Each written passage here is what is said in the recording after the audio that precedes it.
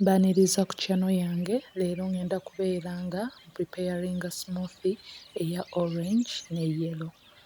Bw'oguba gwe mulundi gw'okusosa ku channel yange nkwaniriza teweerabira kubeera ng'osubscribinga, likinga video, onyige ne kade obeere notified buli lwe mba nga mpositinze video empya.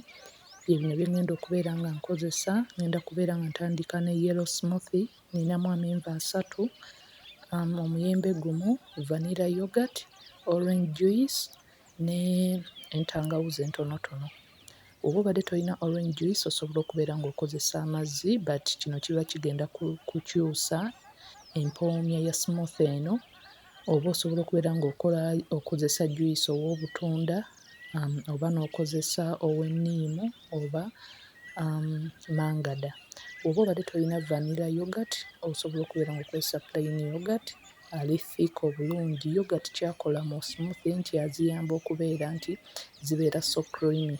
Naye oba obadde naye tomulina osobola okubeera nga omuleka n'obeera ng'okozesa ebyo by'olina. Smoothie kitegeeza kubeera nti okwata fruits ez'enjawulo oba n'omikisingamu ne vegetable n'obeera nga zonna oziblendinga wamu ne zibeera nga ziri smooth bulungi, n'obeera ng'ofuna ekyokunywa ekiri thick nga like kikwafu nga tekiri ky'amazzi nga juice w'abeera. So beera nga bino byonna obikwata obiteeke mu blender. Kiba kirungi nnyo oba okola smoothie n'obeera nti liquid gw'oyina nga orange juice oba amazzi oba amata nga g'ogenda okukozesa n'obeera nga g'osoosa wansi gakuyambeko okubeera nti gasobola okubeera nga gasipiidinga blender eno okubeera nti erunninga wali ng'otandise okuba ng'oblendinga. So biteekemu byonna obeere ng'oblendinga paka nga buli kimu kyonna kiri smooth.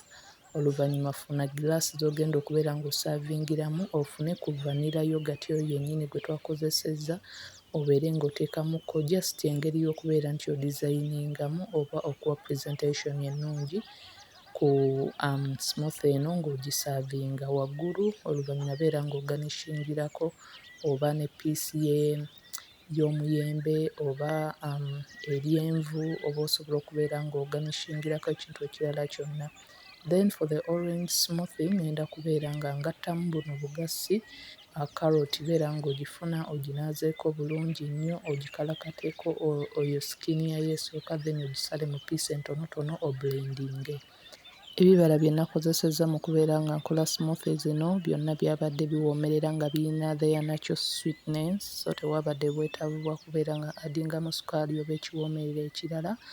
Nti ono smoothie mulungi eri abaana n'abantu abakulu. Osobola okubeera ng'omuteeka ne mu ice cubes n'avaamu engeri y'obu ice eri abaana ekiyinza okubeera ekirungi gye bali. I hope you like the video. Thanks for watching. Until next time.